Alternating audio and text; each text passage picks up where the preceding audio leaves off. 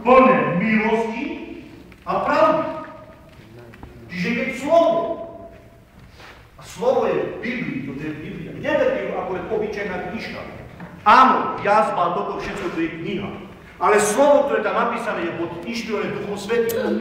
Duch Svätý, keď to písal, nepísal to preto, aby bolo iba napísané, ale aby oslávil Krista. Amen. Aby Kristus ožil vo vašich srdciach.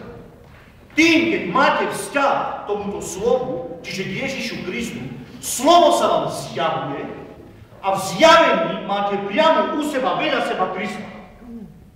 Ak to nikto nemá, to znamená, berie Bibliu iba tak. Dávajte si pozor, pretože môže povedať Pán aj toto. Dobrý si bol sluha, vojdi v radosť Pánovu. Ale môže povedať aj toto Pán. Neznám ťa, páchateľ nepravosti. Pretože počúvajte dobre teraz. Ak nečiníš všetko to, čo je v Biblii, si páchateľ nepravosti. Lebo nemáš známosť, ako máš žiť. A to sa znamená, že nie si dobrý sluha. Amen. Podľa ovocí sa pozná strom. Ak nosíš písmo vo svojom srdci, podľa toho ťa aj poznajú ľudia. Amen.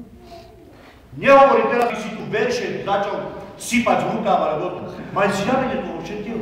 Žij podľa písma. Budeš dobrý sluha. Ak si sluha, si poslušný Pánovi. Ak máš dobrého Pána, stáva sa z teba dobrý sluha. Pamätajte jednu vec.